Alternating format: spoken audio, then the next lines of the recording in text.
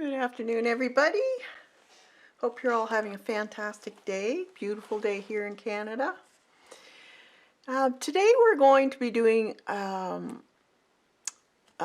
ink and wash, watercolor wash, but this time I'm going to show you some drawing. I had some requests for drawing as far as perspective, and they were having problems with a flower, whatever it may be, of it being in front of you and how to draw the perspective of that particular subject matter that is directly in front of you. So I thought I would give you my tips on how to think about it and draw it. There is a thinking process with this. Hi Nancy, good to see you. And I've got this Rose book here, and I really like the front page photograph of this rose, so I thought this would probably be a good way of showing you a bit of perspective with this drawing of a rose. So I'll wait a little bit. Hi Debbie, for people to come in. I know Zandra was interested in this. Hi Michelle. So it's kind of a little bit of a mindset when drawing in perspectives, especially foreshortening. And I will show you a few books that I have that if you're interested in studying this more, they're really a great book. Hey Lena. So last week we did this page here. Now I've added the magnolia, and I actually did a little added piece. This is on watercolor paper, and I just did the center of these magnolias. So that's what the center portion looks like. So I went outside, took a picture, and then drew it and colored it. And then I just glued it onto my existing page. So you can do that. You can take other bits of paper that you may have drawn on and just put them in and add them to your page. I really like this look where you add other things. It kind of reminds me of the file folders that I've been doing in the past, year and a half now. And there's no rule. This is your sketchbook, and you make it the way you really want. I really like the insert. Yeah, so it could have been a piece of craft colored paper, would have really looked cool. Or maybe you'd want to do a piece of black paper and draw white on it instead.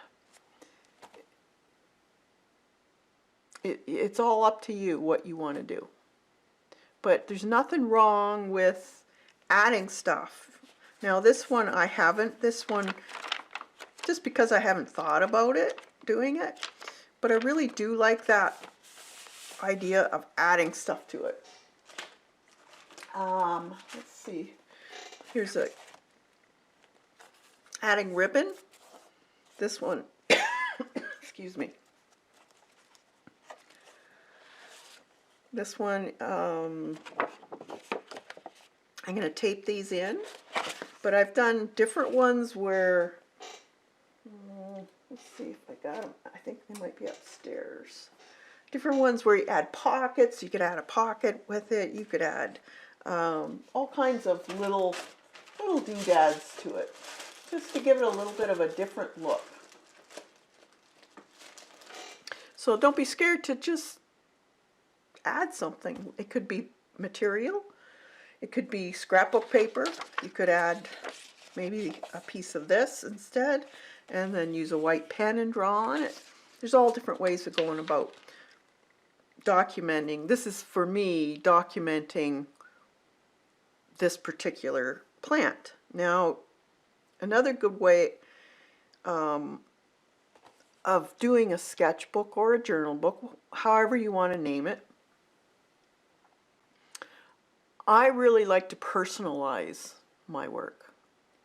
I like to document by drawing it.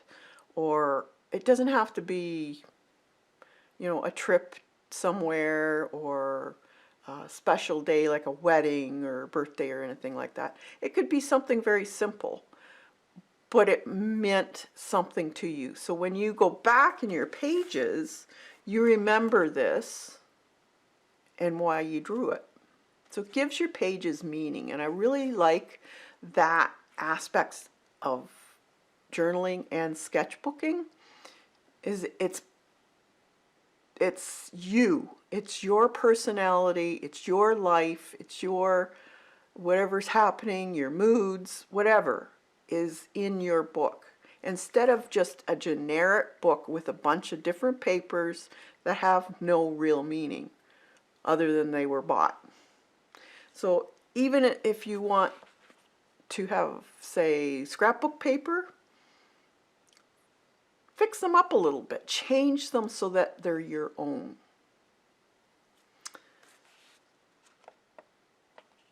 So what I want to do, I don't know, there she is. Hi, see? Okay, so I found this book. Now I do have a few, I took a few pictures too. I wasn't sure what would be the best way of going about this. Perspective as far as plants. This here, I don't know if you're going to see this. This is a bunch of leaves on a tree. That's kind of hard for you guys to see. That's hard too. I think I'm going to stick with this. It's too hard to see the oh, there one. This is a poppy in my garden today. So this could be considered perspective. Now it's kind of looking down upon it, but there's a little bit of a difference because you're not seeing the hole underneath or the side of this poppy. You're seeing the inside of it. So we could consider this as part of a perspective drawing. Now you know in your mind that these petals are much longer, but they appear in the photograph as very short. And this is the problem I find a lot of people have with ignoring their subconscious, what you have been taught over the years as a child drawing. So everybody's got this generic way of drawing an apple, and you could say that about pretty well anything. Everyone has a generic idea in your head of what this looks like. And that's the problem, is that part of your mindset interferes with what you're really seeing. And that's why a lot of people have problems, because you're fighting with those two ideas in your head. So I thought I would show you how I go about drawing this here, this rose. And it's not going to be in the same size. I'm going to make it smaller so it fits on my book.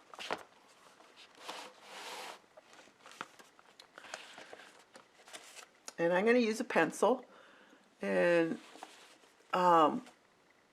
use a pencil, especially when you're just starting out with drawing. It's very difficult to get comfortable with drawing if you feel you can't erase. So until you get comfortable with drawing, don't do it in ink. Do it in a pencil so you can erase.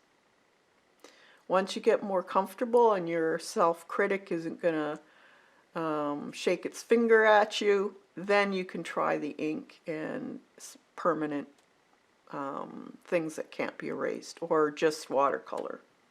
But I really would strongly suggest not doing it in a permanent material. Hey Janet! Everybody that's come in, good to see you. I think I'll bring you in a little bit, not too much because I want you to see that rose.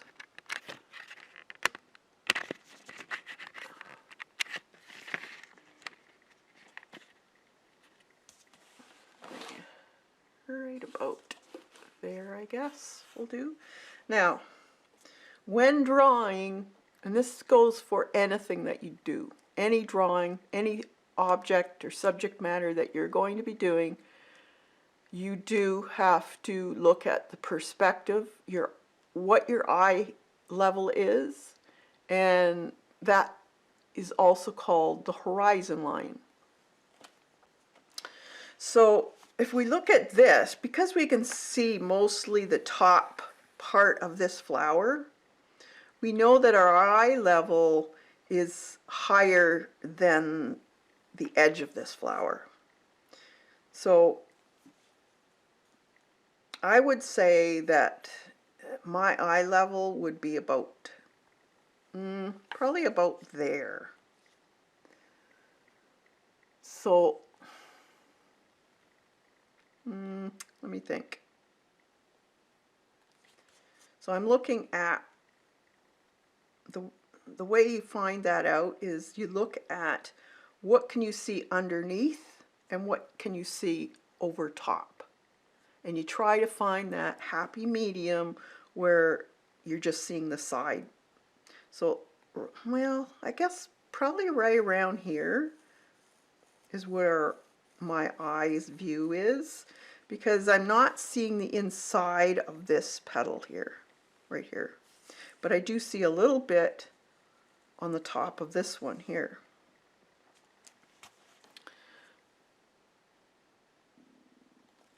Okay, Janet. So this one I see a little more on the top of it. You're not seeing the back of any of the petals in here. So I would say it was right about there. So when you're drawing, you always look at the first thing that's up front, closest to you. And that way you can draw behind as you go. So you don't have to cross lines, or especially if you're using something permanent.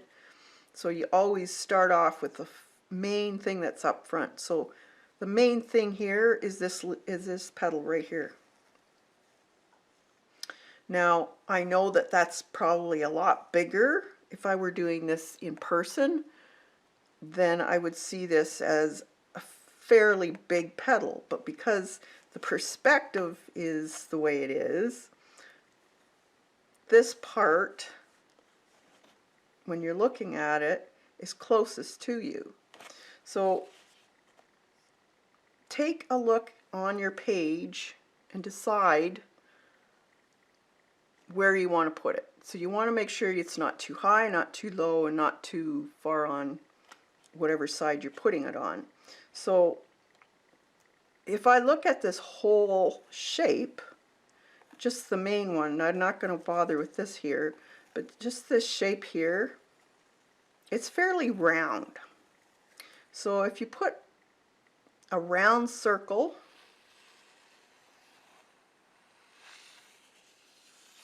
like that, this is the area that I would use to keep my flower in this area. So it's not going to go outside these lines that much. The majority of the flower is in this area. So then you can also look and see, is there any other shapes that would represent this flower? So maybe an oval for this shape here. And it goes up to the top, so that tells me that it's more shaped like this. Okay, so that just gives you an idea where and how this is going to be put in those areas. So this one here if I look at it, I'm looking on the inside here where it meets the bottom of the whole flower bud. So it's almost at the bottom, but it's probably right about here. It's on a bit of an angle. And then it goes up just slightly in here. So I'm constantly looking at it, and I'm judging by the size how wide it would be towards this shape here. So it fits almost from here to here, almost 2/3 of the size of the whole circle. So you have to take comparisons of size of the shape you're planning on drawing compared to where it is on the flower. So it goes up over, not a lot. Now my flower goes over here, so this is the edge, and it's almost on the very edge, so it would come down here, but it's not got kind of a slant to it, and then it curls. So I'm doing this piece first because it's right in front of me. Now that's that part, so it curves down. So you're looking at the shape. Try to remember it as a shape, not as a petal or whatever you're drawing, because as soon as you're telling your brain that that is a whatever, a petal of a rose, that other side of the brain is going to kick in, and that generic drawing that you would do for a rose is going to start to influence how you draw.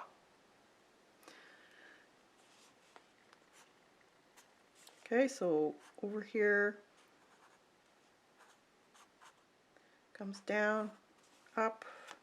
It's got a little bit of a tear in the petal there. Comes down and around. So I've got that shape now. So as you start drawing, you work your way back. So whatever's behind that, now you'll do that. So I'm looking at this size of the petal that I just drew, and where does this one start? It's about in the center, so right about here, and then it comes out and it goes up halfway. So find out where your halfway mark is, and it goes down on a slant.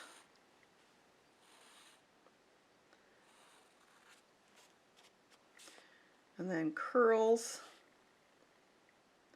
It's hard to see. I think it goes in like this. So you're looking at what's in front. So this part of the petal is in front. So it curls slightly. It's got a bit of a wave to the petal, and then comes down. And this tip is about here.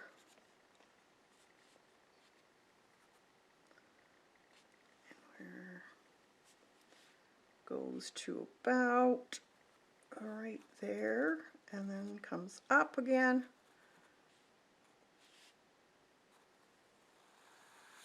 It curls over. Now I'll erase some of this so you can see what I'm doing. So I don't want you to get confused with the lines. So we can erase this part here because we've drawn that in. We'll erase this part.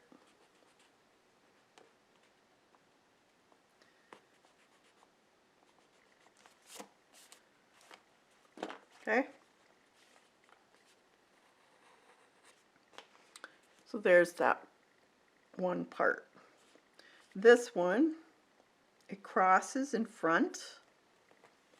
So about right there, again, it's almost in the middle, maybe over just slightly.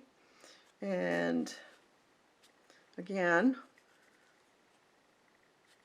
it doesn't go past here, but it does go into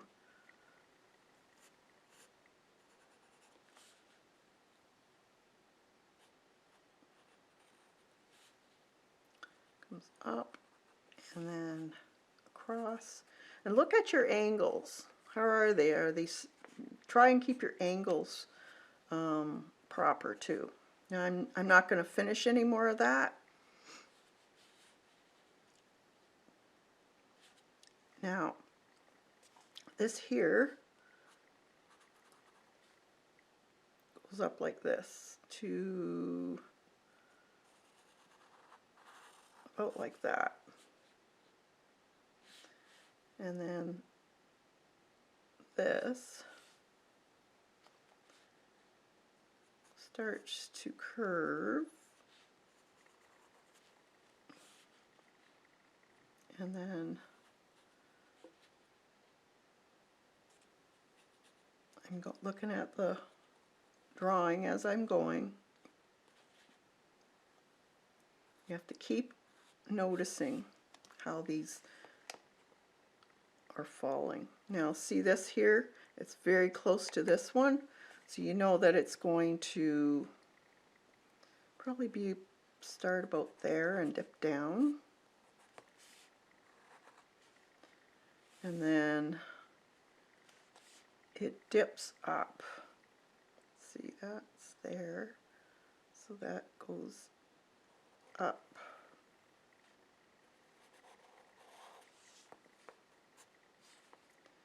And then curves like that. Now the rose has a lot of petals on it. It can get confusing. So find one that hasn't got a lot of mass petals, because you can get lost.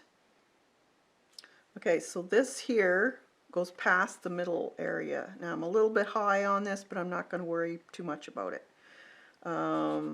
And it goes over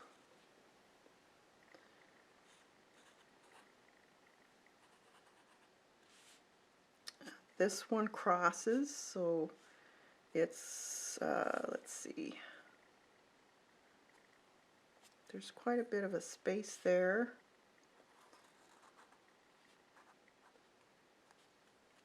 And that crosses over, and it's got a nice curve to there. So we'll put a nice curve,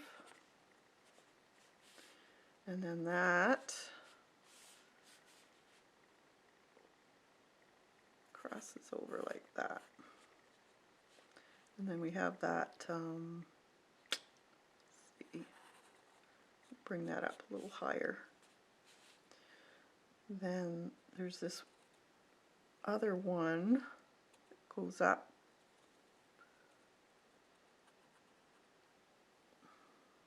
and around.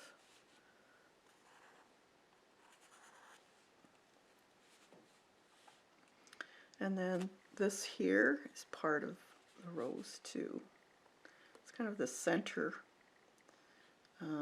part.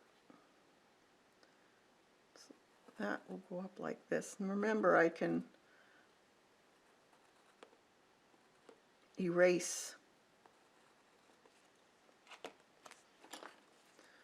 So then I'm going to take, let's see, get a smaller eraser in here. There it is.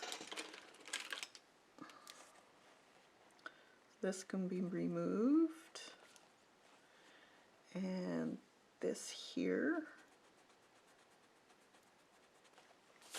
So it's just a matter of looking at the shapes, starting from the very closest thing to your view.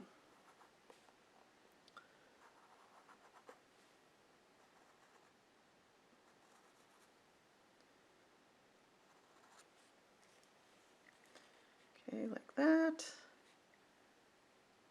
And then this one is the biggest petal.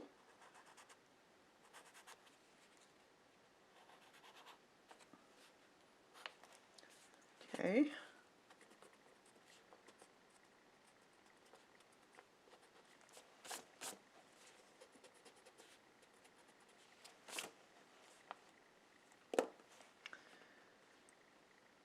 Let's see.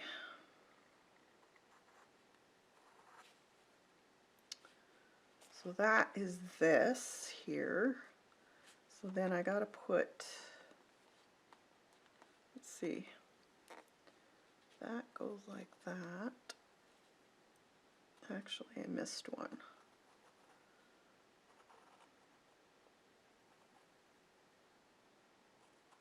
Like that.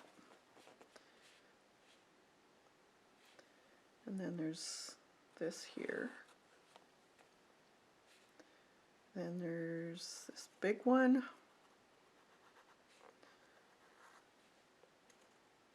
And this one comes out to the edge.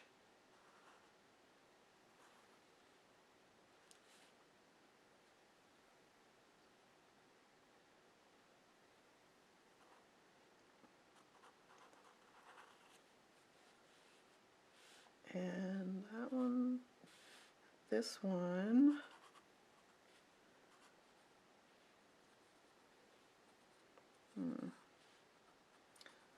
I'm off a bit, but I'm not going to worry about it.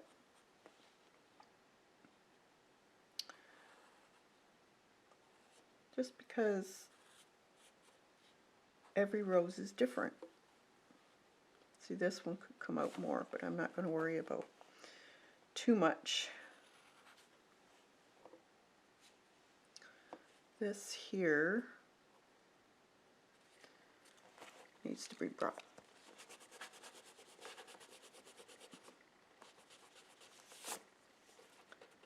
Take these lines out, we don't need those anymore. And this here, and then there's a little view of, let's see, I think that goes up like that, and then this is wrong.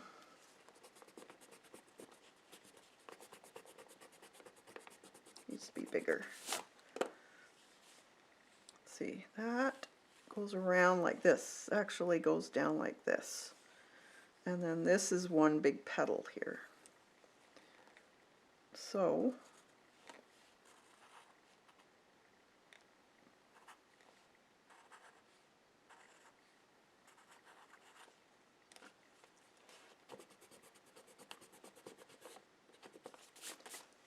that, and then this one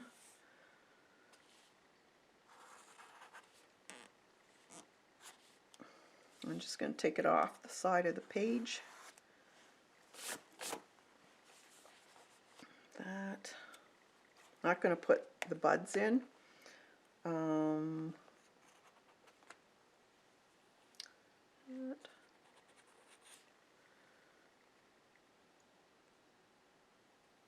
That's one big bud also, but there's a line that, well, it's not as straight. There's a bit of a curve to it.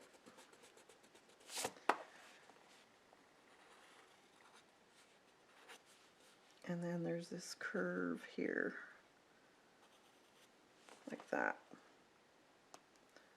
That goes down like that.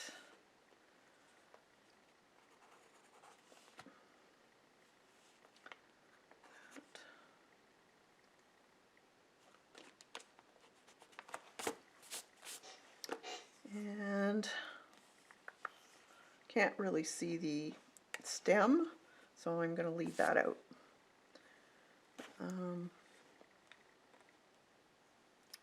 Yeah, I think I'm going to make this part a little bigger. So bring it out more. Let's see, that one.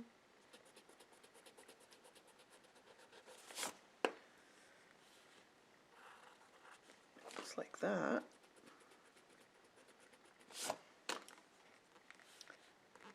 And then this one.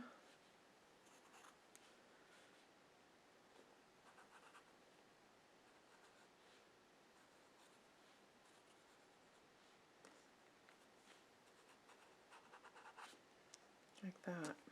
That's better. Okay. So there's the rose. Now it's not perfect, but it's pretty darn close. So, like I said, nobody's going to come and say that rose isn't right.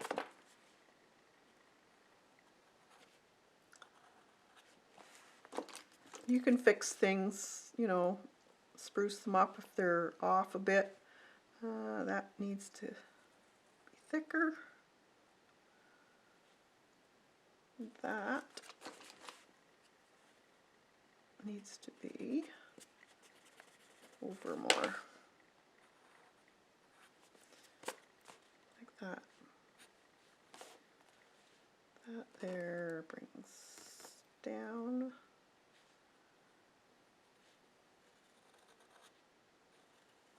Like that. Alright, so there's the rose.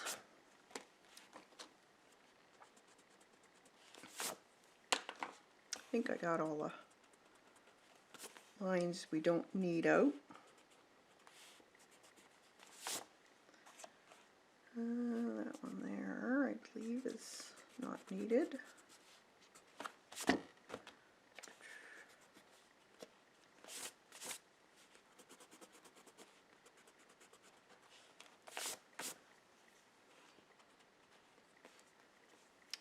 All right, so there's my rose. Any questions on drawing, or do you want me to explain anything more? I can actually show you some books here. These are a really good book. There's 3 of them actually, so depending on how much you want to learn. This is very, very easy reading. It's not that complicated, and I love how they've actually put diagrams on how you're viewing things, and then they tell you exactly what this all means. So there's her center vision, and there's the objects that she's seeing. So there's line of perspective, visual plane, how you're viewing it. You view it in a kind of a circle area depending on what you're viewing. If it's like buildings, then that's a little bit different. You have your different planes, different perspectives. There's 1, 2, and 3 perspective. You can have many, many planes of perspective, but they all help you line up things. So don't view them as a whole bunch of lines that you can't figure out. These are only diagrams to help you with size of how things disappear in the background, and they also, depending on your viewpoint, will either be getting smaller and getting higher, or getting smaller and getting lower, depending on your view plane. So this is a really good book if you're looking to get into this type of more precise drawing. Some people have a natural ability too of doing this type of work, so it's up to you what you want to do. Thanks, Judy. Here's a very simple one. Again, different. It's showing distance, and it's showing very upfront. So this type of work is very important when it comes to illustrative books or comics, because they get a little bit more exaggerated, I guess you could say, to give that more of a dynamic look. So typically it wouldn't be this bold looking. So as you can see, their line of perspective is up here, because they're seeing the tops of the suitcases. There's more of the top of the suitcase being viewed, meaning they're standing above it, so that gives you the perspective of the plane back here as distance.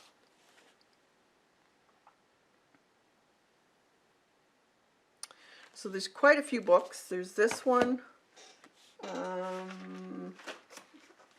There's this one. This is more on people. See, there's a perspective of an arm being right in front of you. This is foreshortening. So you got a fist in front of your face, so you're seeing the knuckles being huge, and the perspective is this is the largest area you're going to draw, and then just very small lines to indicate my wrist and arm. But if you're thinking about it with your other side of the brain, where it's a generic, you're only thinking of my arm's not that short, and that really conflicts with your drawing eye. So it's a basic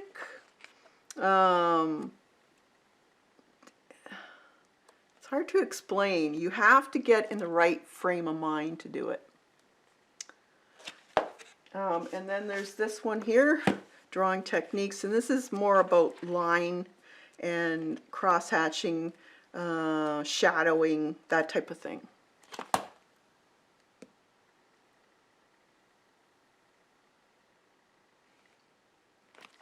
So this is great for comic book or illustrative. It depends what you like.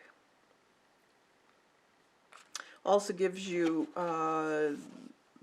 shadow and why it's shadowed because of the perspective that you're looking at. So for instance, this tree here, your perspective would be about here, so anything above here, the angles would be curved upward, whereas anything below the view line would be curving the opposite direction.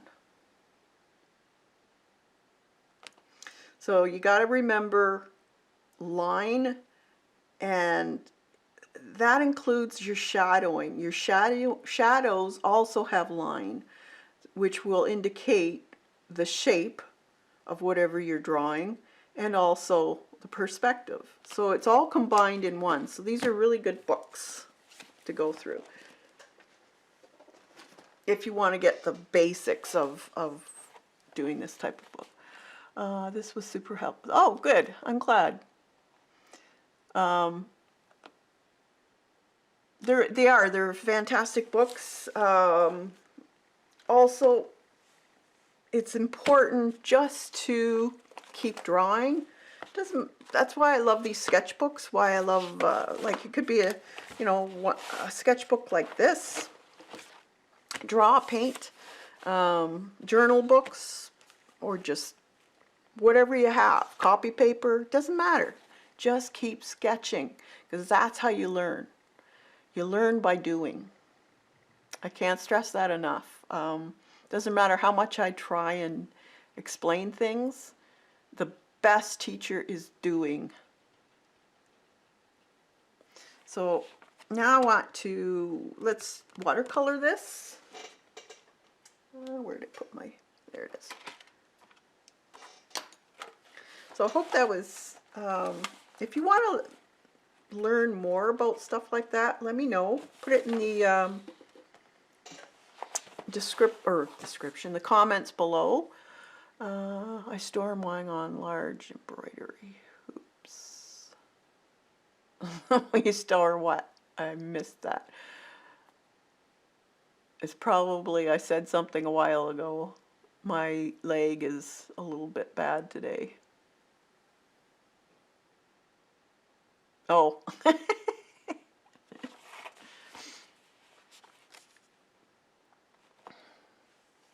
Alright, I'll take you out a little bit so you can see my palette. This is a members stream that we did on the weekend for the budding artist and higher, and it's a very simple technique of drawing faces, and you don't have to know how to draw. I'll just tell you that. So you could use this and draw whatever you want, and then just use inks and a spray bottle, some stencils, and you got a really awesome journal page. And it only took 40 minutes. So if you're interested in that, you can check that out on the membership.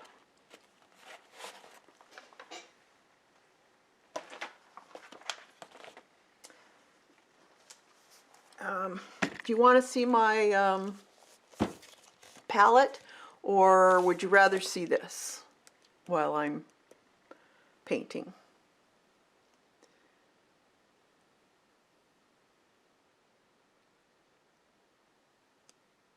Awesome, Lena. Yeah, it's very simple, and you don't have to know how to draw. You get such a great result. Let's see. You want to see the palette? Okay.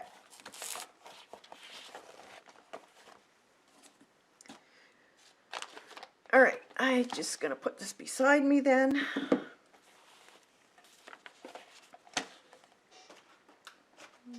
I'm just going to put plastic so I don't dribble some paint on it. Put that up a little high, maybe over there. Is that good for you?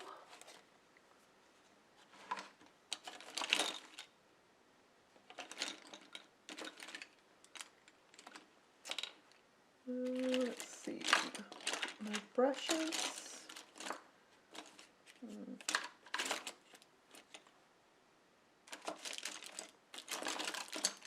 Oh, there it is. Okay, now this is a number 10. I did spray my palettes before, so they are wet still, hopefully. I might spray them a little bit more. And I want a paper towel. I like to hold a paper towel in my hand when I'm doing this. Now the color of this more on ochre color with a bit of orange or a nice red of some sort here and there. So I want kind of an ochre color, and I want to do a light color first. So I like to go light to dark.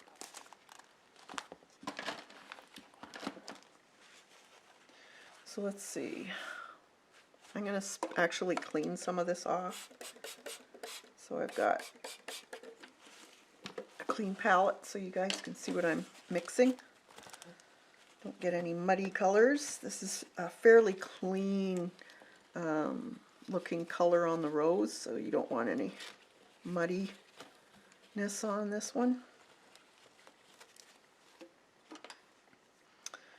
Okay, so it's not a bright yellow, it's more on the ochre side. So I think I'm going to, yeah, that's a nice color. Some water on there.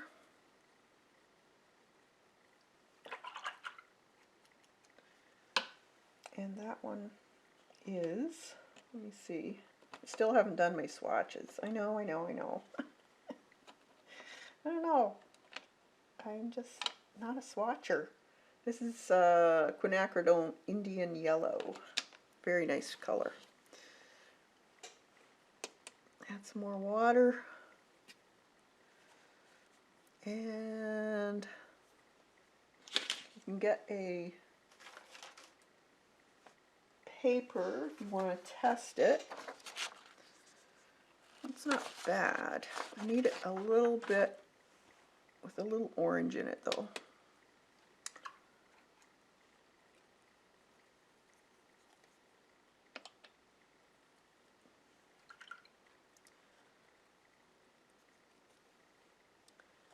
a little too yellow.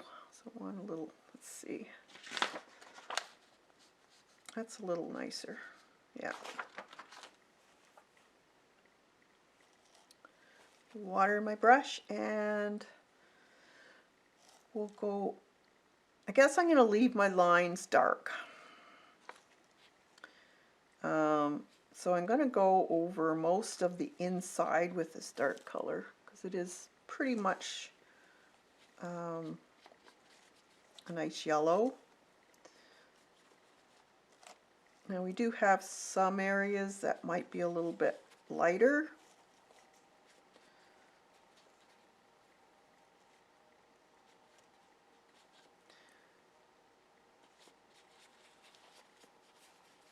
And I can just throw a bunch of paint on. I'm not, these are just washes, so we don't have to get too tight with our watercolor. It's all you can go on outside of the line. It's just a way of documenting what I have in my garden. Now, I don't have this plant, but just to show you how I would go about doing it.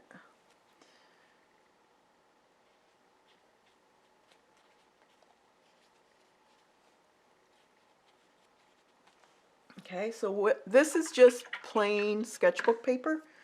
So you want to dry in between layers, just so you don't get a huge sopping wet mess.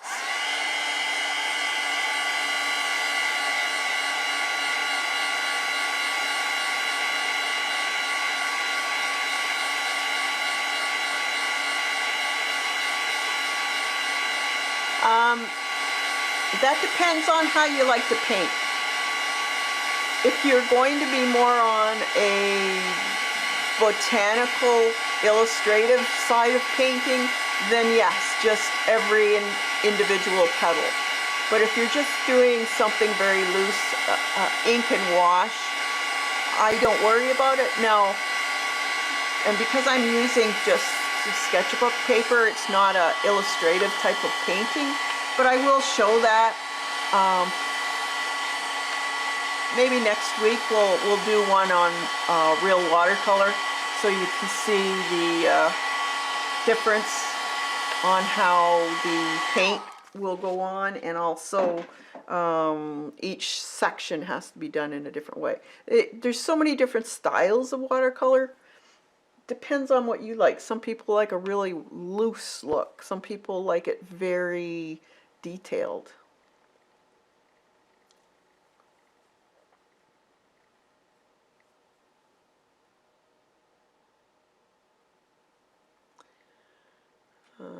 Let's see, just reading chat here. All right, so once I have, because I know that this is almost the not quite the lightest, but probably in between light and medium tone that I want for the whole rose, then you can go in with your light or darker colors. So either don't add water to your mix, or you can add a little bit more pigment to the mix. It's up to you how you like to paint. And now I will pick out certain parts of the rose where it's darker. So this is when I see the underneath of the petal, like this one here. It's got a bit of a curve to it. Now you can do it wet on dry or wet on wet, depending on what type of look you want.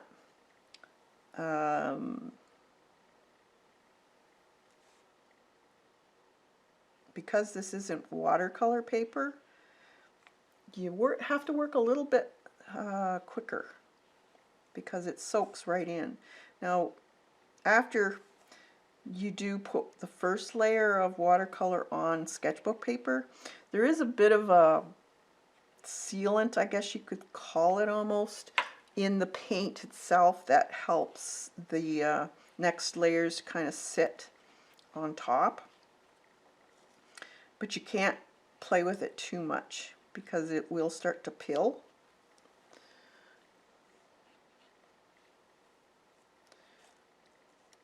This is when I like to use the tip of my brush. Just dab color.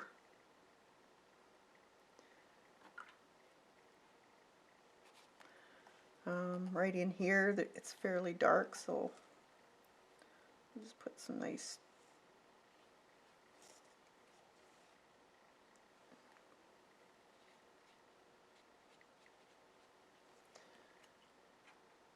and you could take watercolor pencils and make the real fine details of the little bit of lines that are in the petals or marks, certain marks.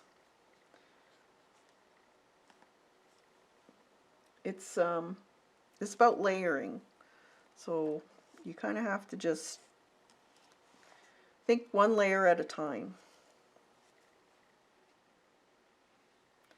And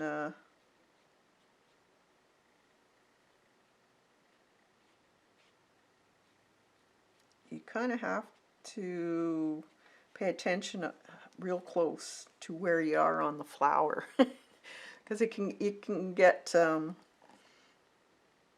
really confusing.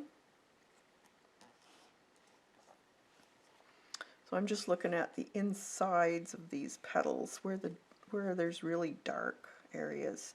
Putting that in first. I can always go back and make it even darker, but this kind of gives me a road map where the shadows are.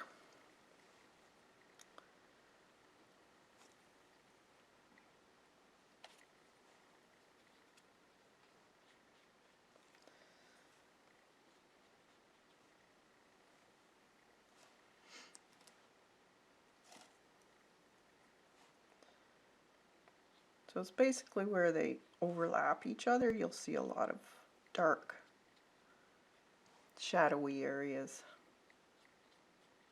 There is some coloring, like it's a variegated rose as far as the color.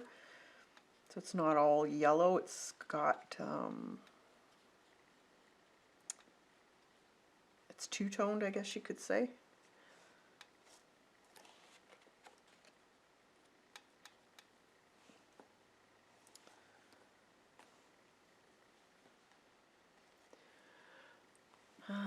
Let's see, this here, that's the top of the rose and this is underneath.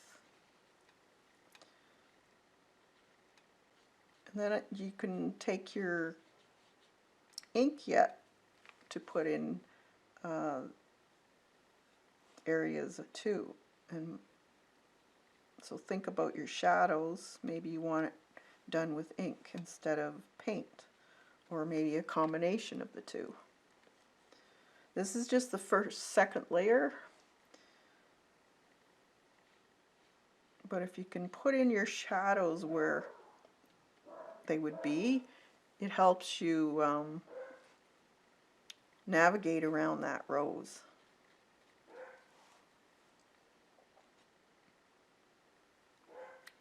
This is very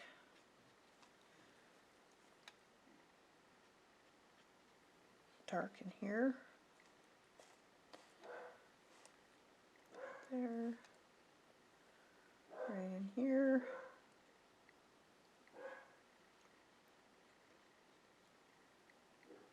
Hope you don't, are you listening to my dog? She's a little yapper. There's probably somebody outside cutting their lawn.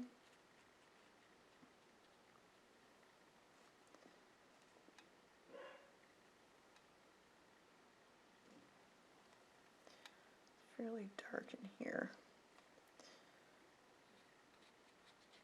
And if something doesn't look right in the drawing, Nothing says you can't change that. If you don't like something, change it. It's your book. Do what you want. Sometimes a drawing or a photograph, what you're viewing, doesn't add up for some reason or another. It's got the wrong angle to it or whatever. And if it doesn't, don't put it in.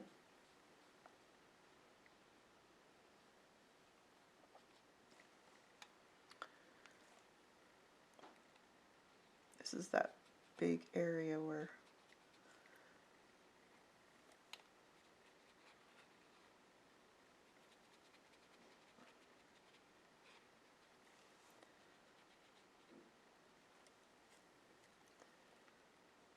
dark around here.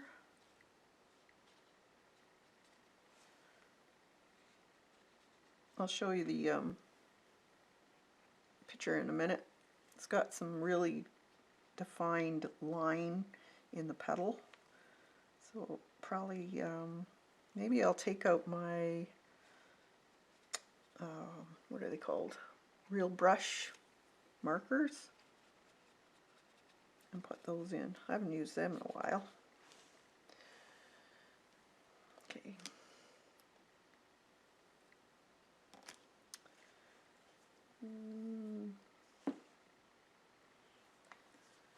This in here a little bit.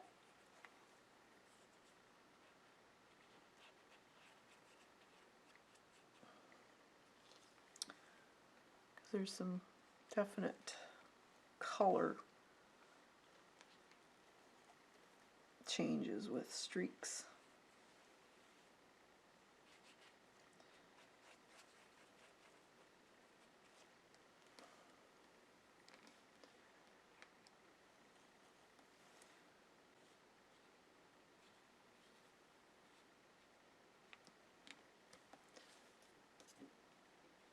This here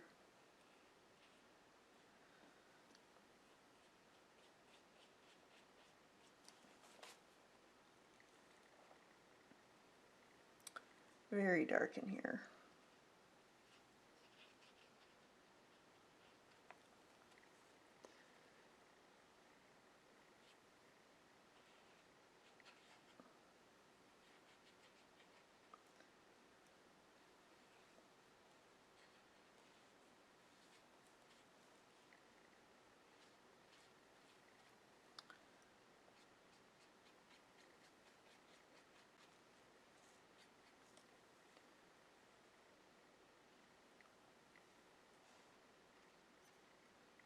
Getting quiet.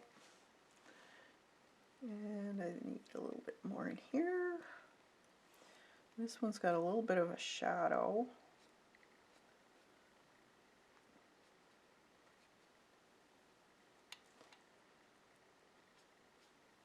Because you're looking at it from underneath.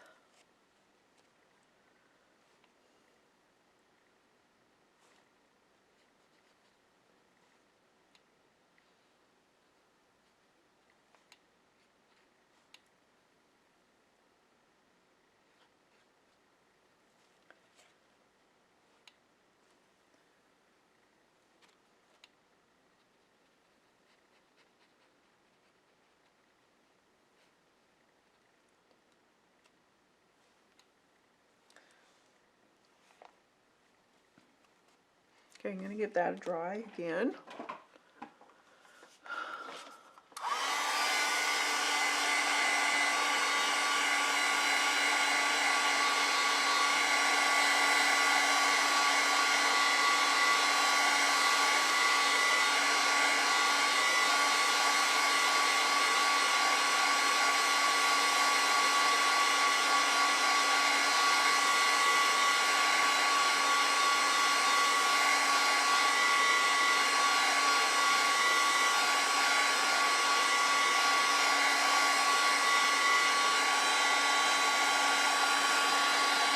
So I want to make sure this is really good and dry.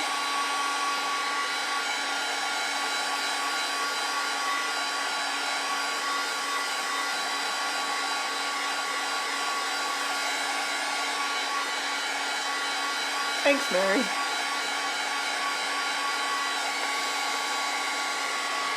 Or May, sorry.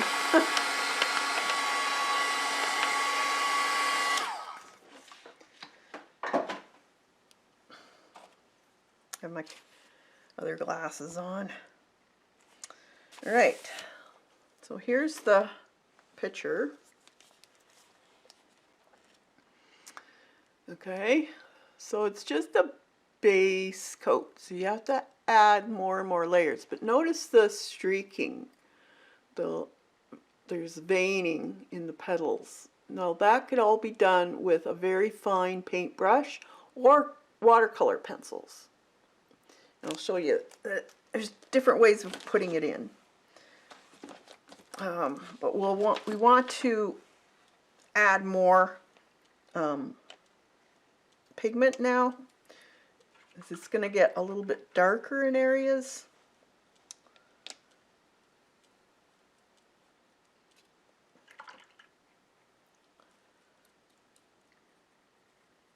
You don't want to add a lot of pigment though all at once and then put it in dark, because you're going to end up with problems when you do that.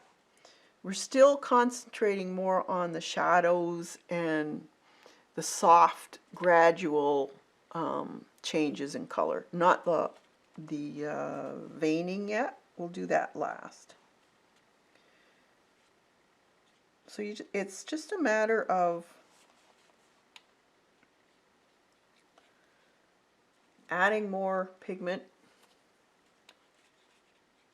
a little at a time so it doesn't rule the page too much.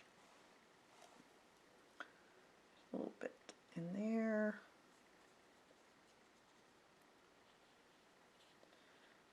Now you can do this either way. You can either put your color on first and then add some clean water to make it gradually blend out, or you could add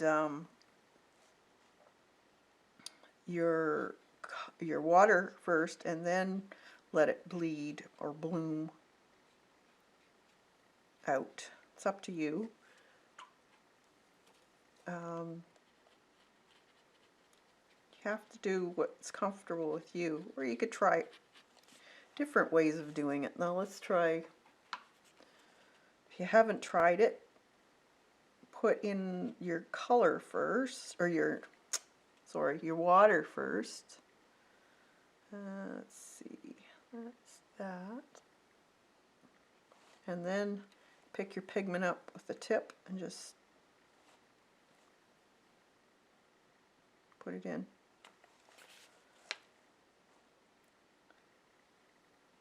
This is really dark in here.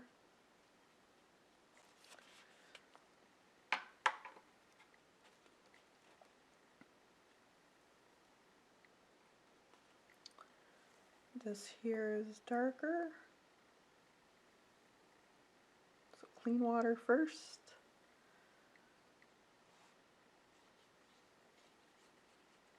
And then pigment, and I just dab it in and let it go.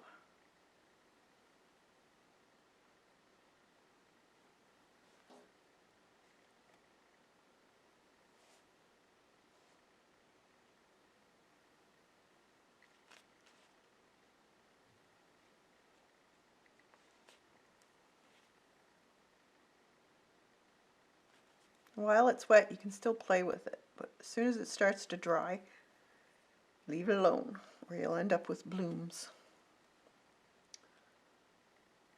I think I myself, in small areas, prefer putting the pigment in first and then adding the water around it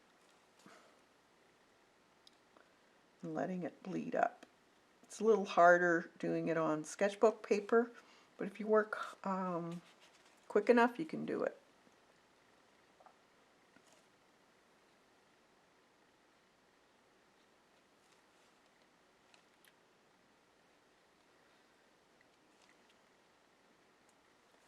So next week we'll work on actual watercolor paper and show you the difference.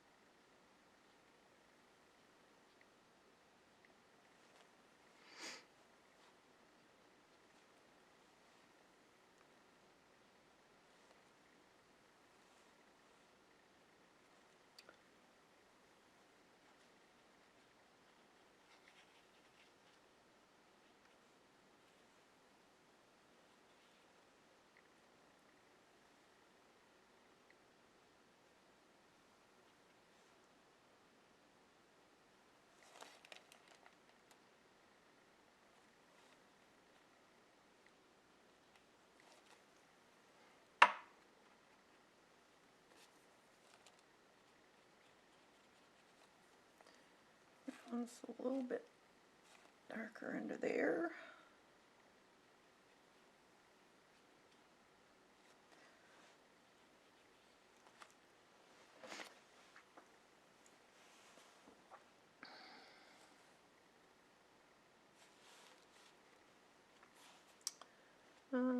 Let's see, put some in here.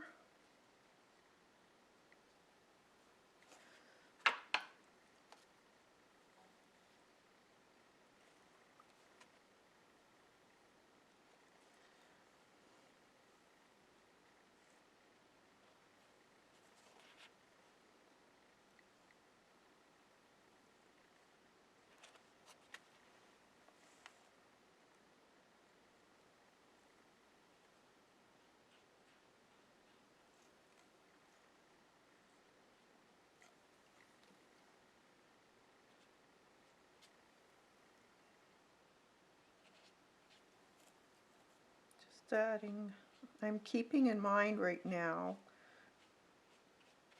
when you start putting this third or fourth layer on, you're going to have to pay attention to streaking, how the streaks are falling down the petal, because that will give you perspective also. So in this one here, you'll see the streaks are kind of curving downwards into the petal. So you have to keep in mind that type of thing.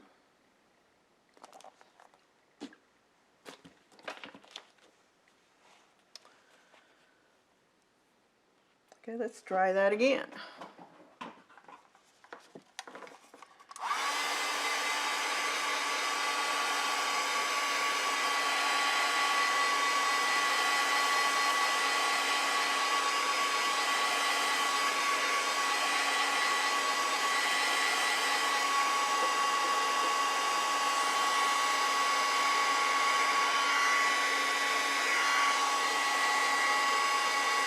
See, I'm using a lot of water on this because it's a bigger part, so it's soaking through a bit of my other one. That's why it's really important to keep your watercolor very, very dry in between. So because it's starting to do that, I think I'm going to switch over to watercolor pencils maybe.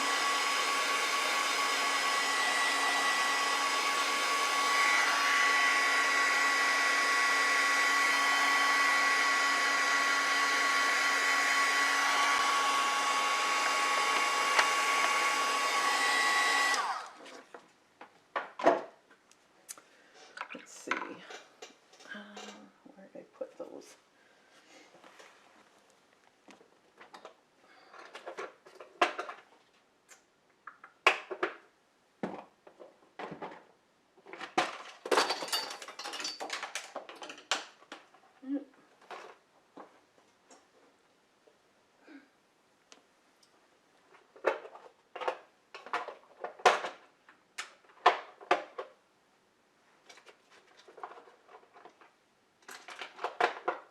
Just a minute, I've got to find those.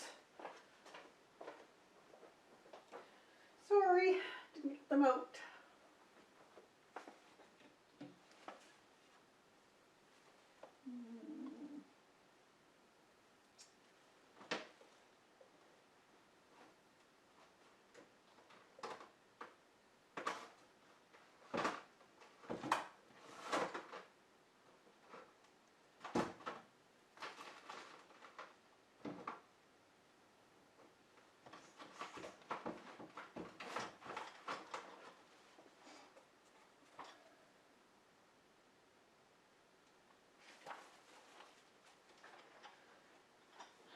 I don't have much as far as watercolor pencils. I just don't use them that often, so this thing's I only have a few. So these were just like cheapies. Let's see.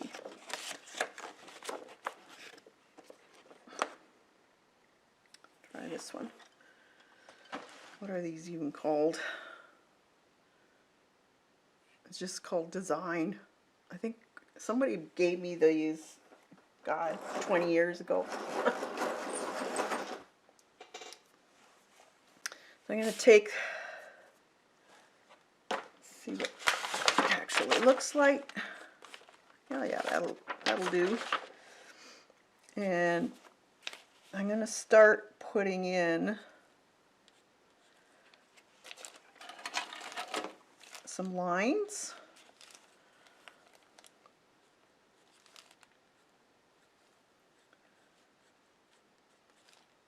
And then I can take my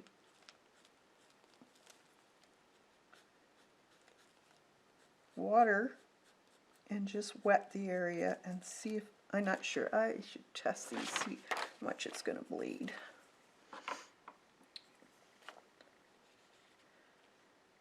Not a whole lot. Well, let's see what we can do with it.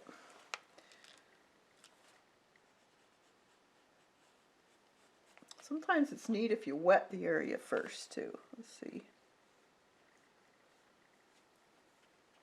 Then put the lines in. It makes them darker.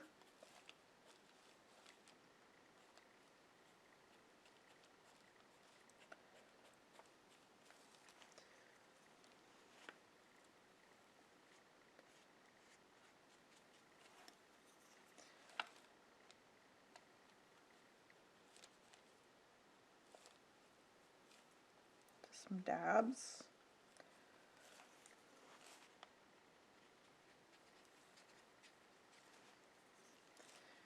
Right in here. Be dark.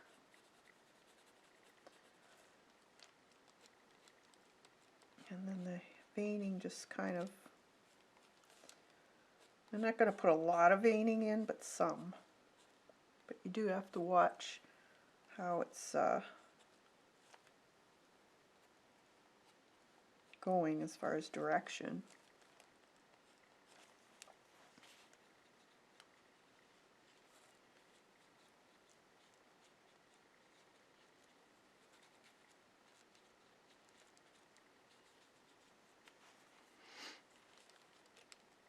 There's some real dark areas in here. Kind of blotches.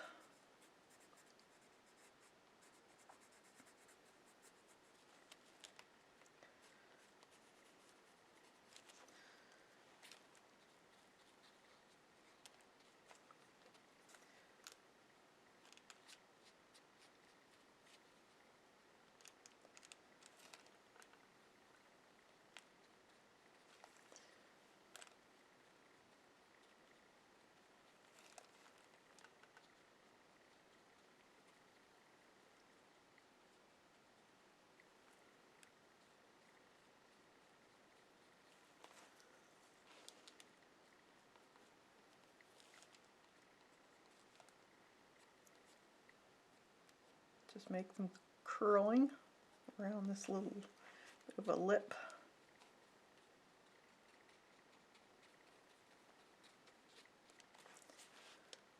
Little dots here and there.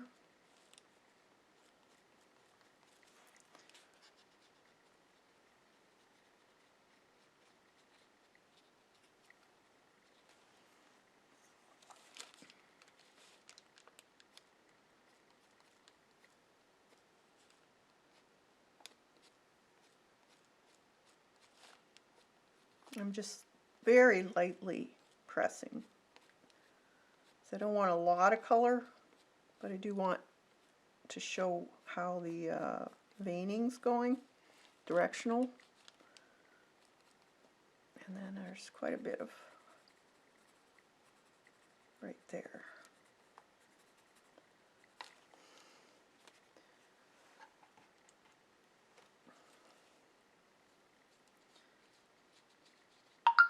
Kind of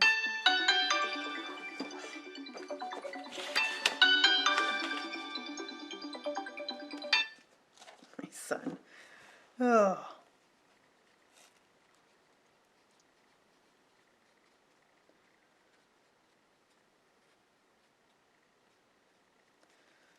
that.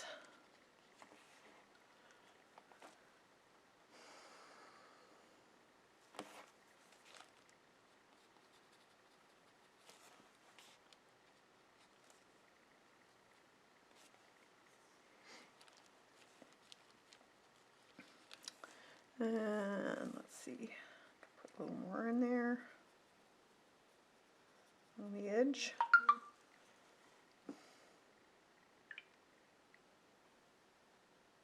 Sorry guys, just want to check, make sure everything's okay.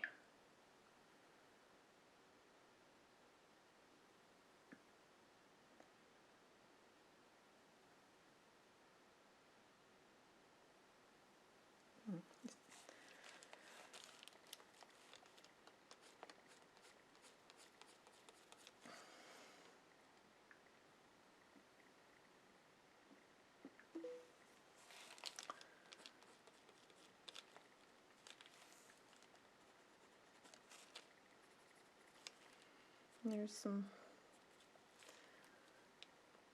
just lightly.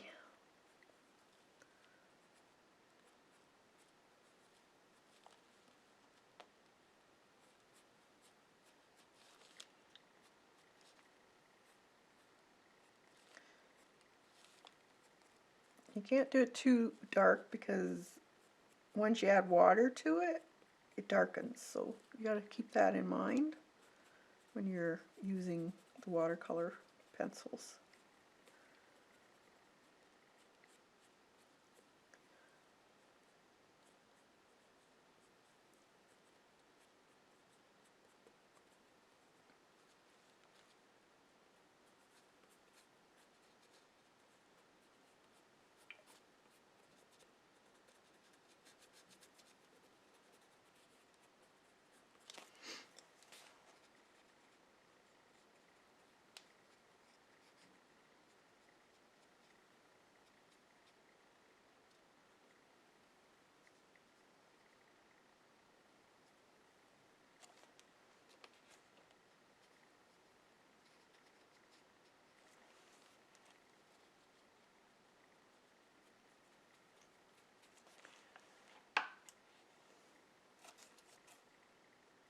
And my brush isn't really wet.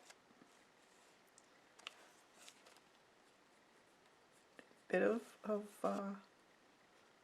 dampness to it, but not really wet.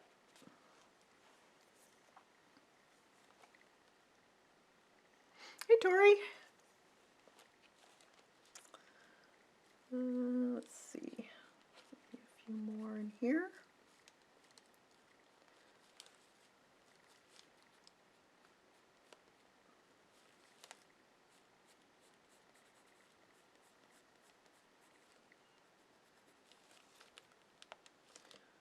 Here.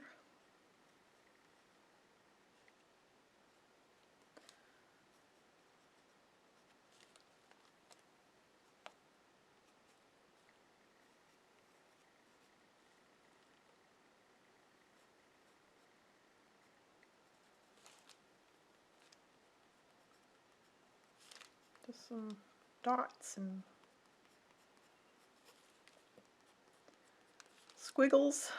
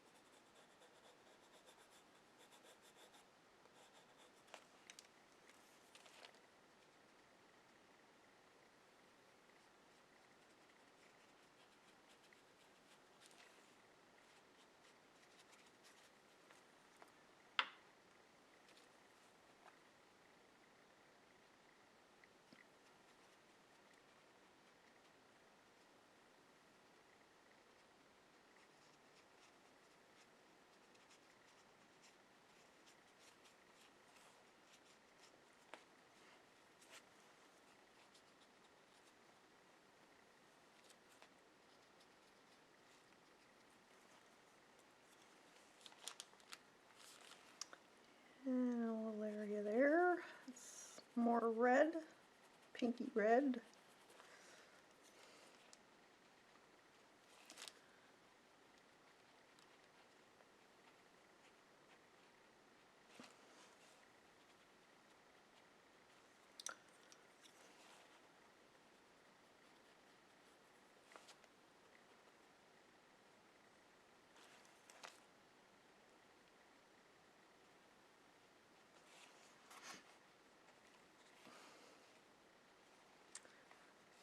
Tip.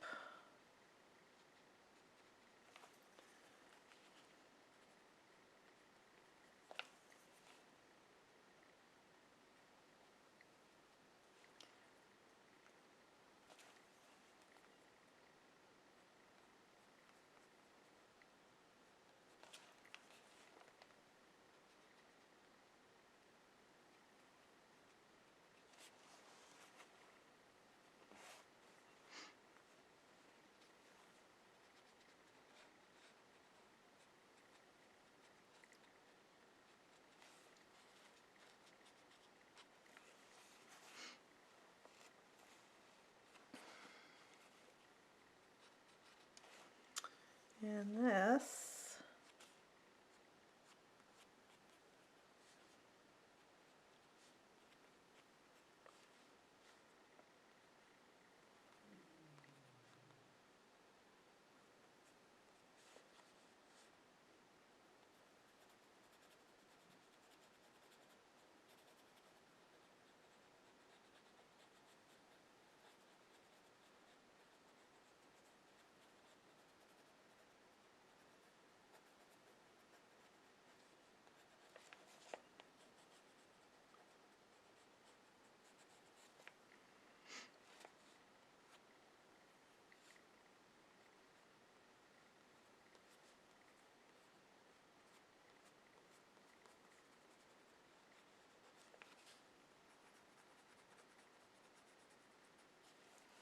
kind of concentrating.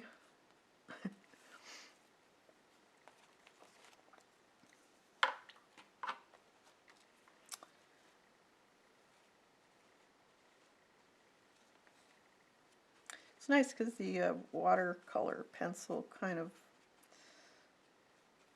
it doesn't leave a really harsh line. It's kind of mottled looking, which is nice.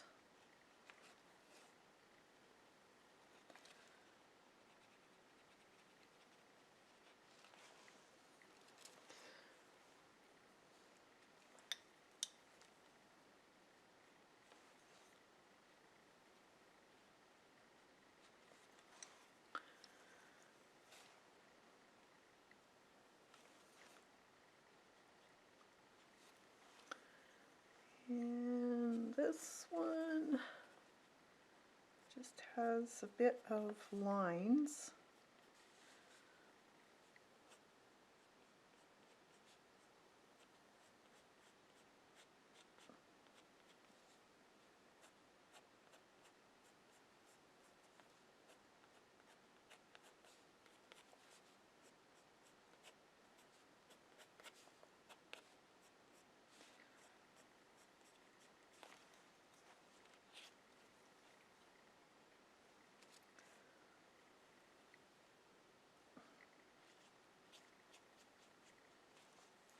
That.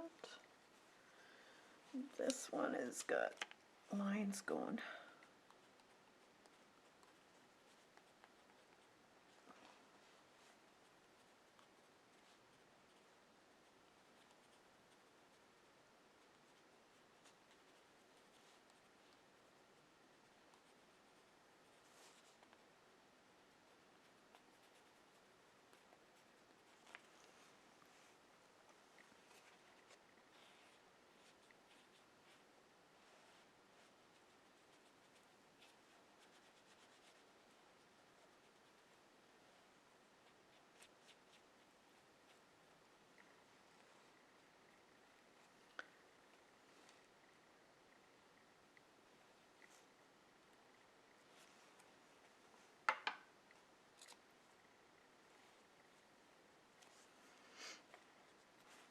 And here is really dark, more of a pinky color.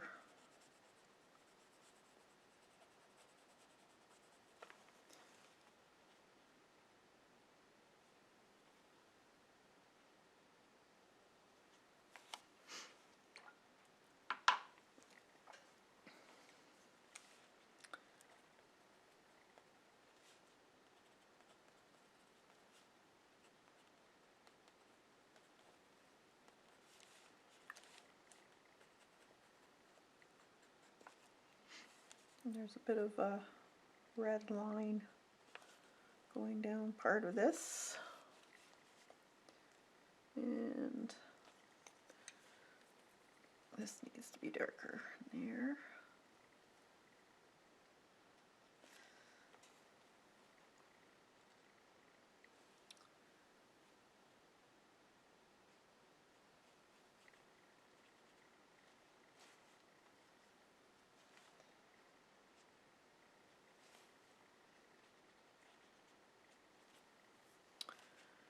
And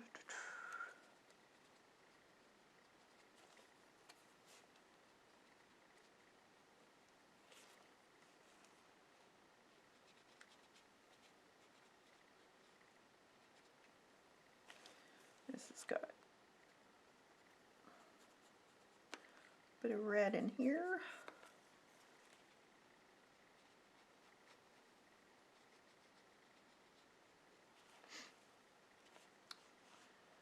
And some red in, let's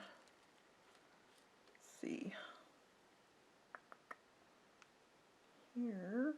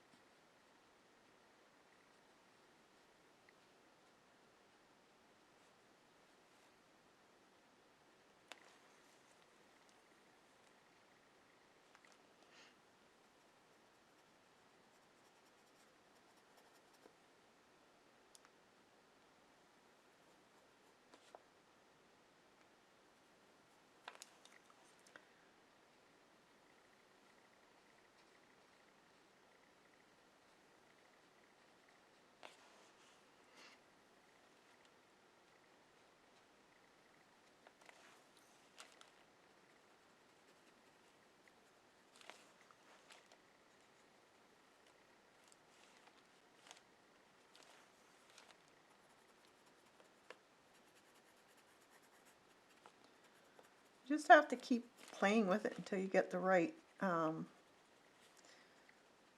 intensity of contrast for your colors.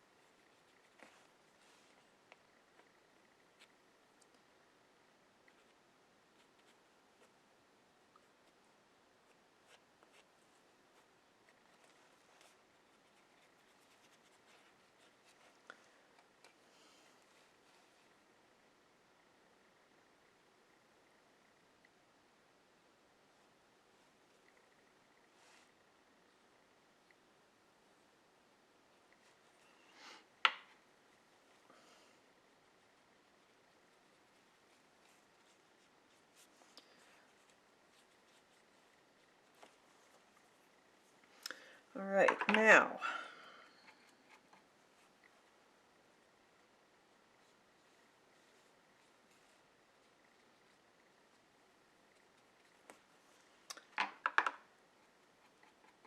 let's dry that, and then we'll see what we can do.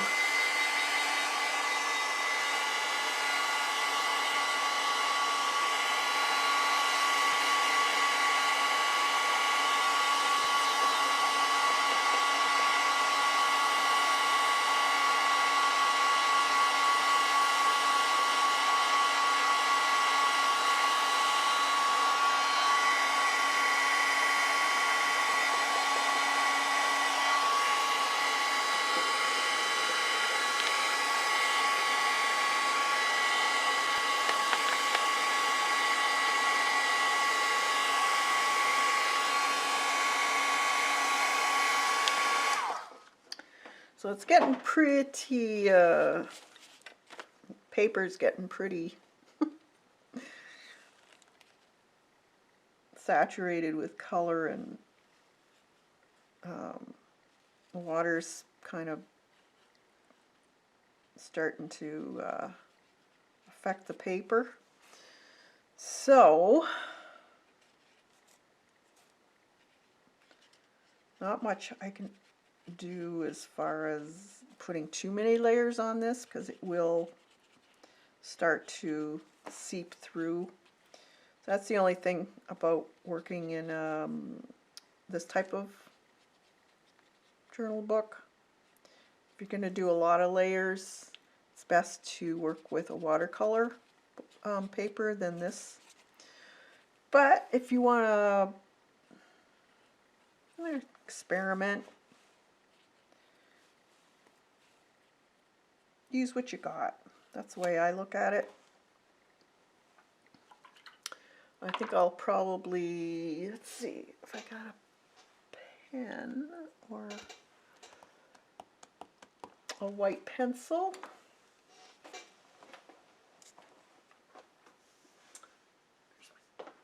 Pencils, or a yellow would work too. Let's see.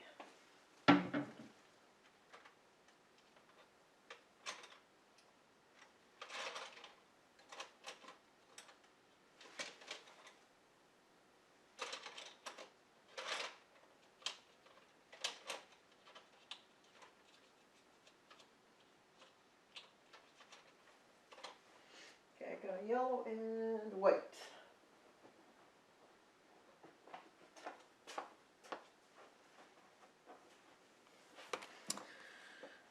I think I'll add a little bit of white to some of these areas for highlight along the petal.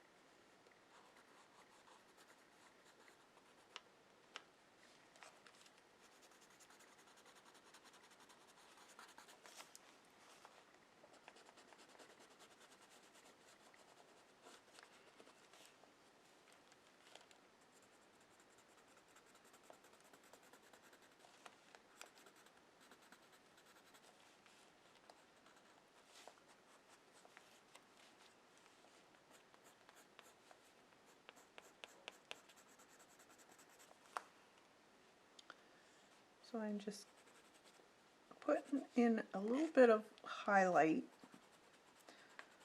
Some of these petals that you're seeing the top parts of. So still the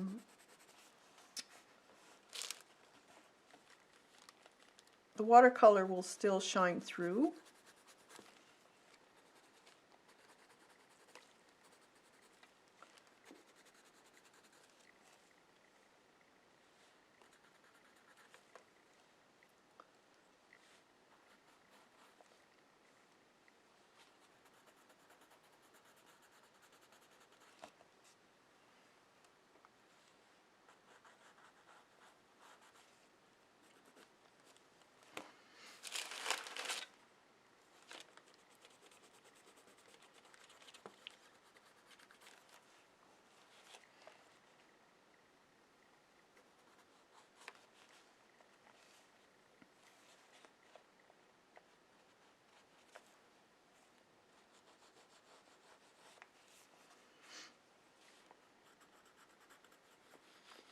It's not a, you know, it's not something for a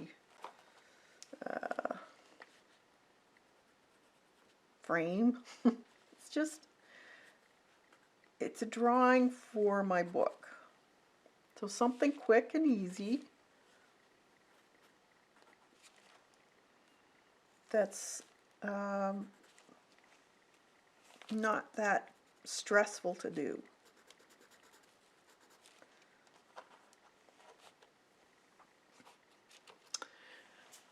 You're welcome, Z.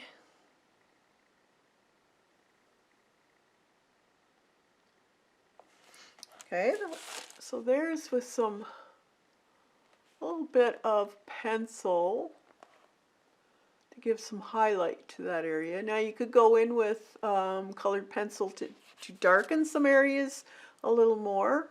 You could go in with your markers now and put a little bit of marker in there also. It's up to you. This is why I like doing the sketchbook type thing, because it gives you the freedom of experimenting.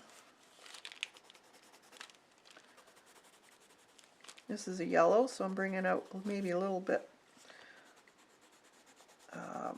brightness in some of the orange areas. That kind of looks cool. Some of these areas are really bright in the picture. So this bright yellow over top of this kind of just brightens that highlight area where you would see it. I like that.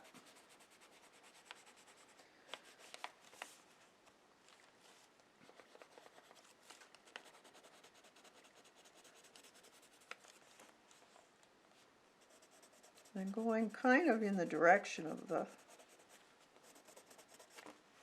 streaking of some of that veining that's in the petals. Just gives a little bit more oomph.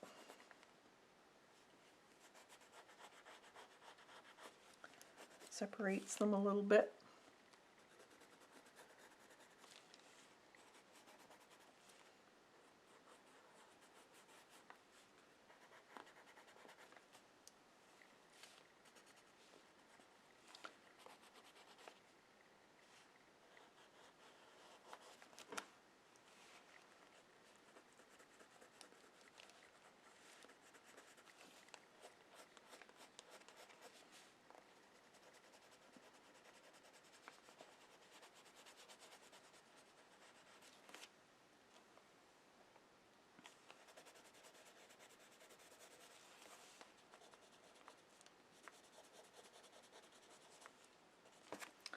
Maybe some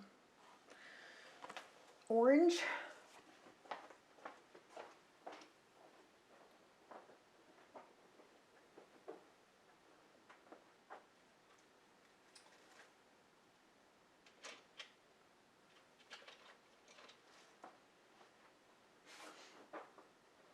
Magenta.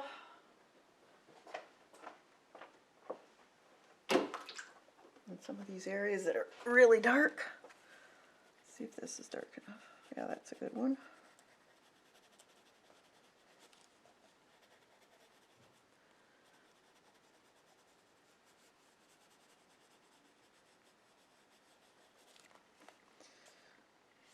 Here a little bit.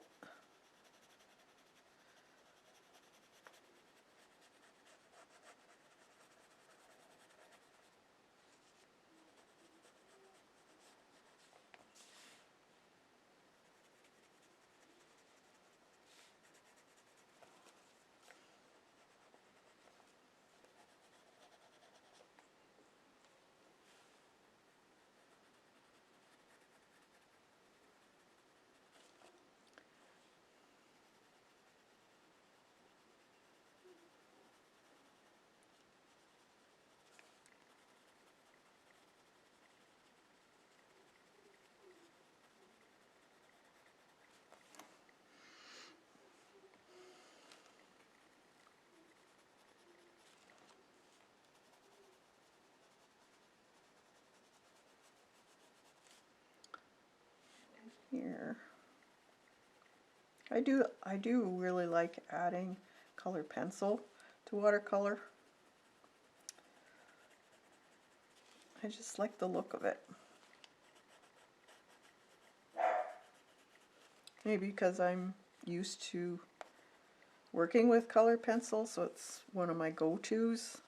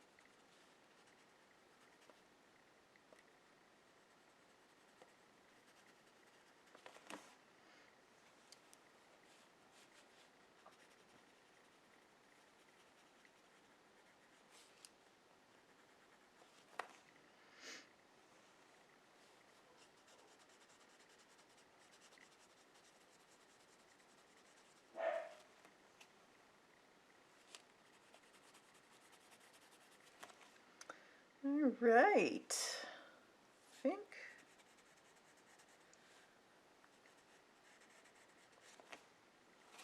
think that's good for what I got.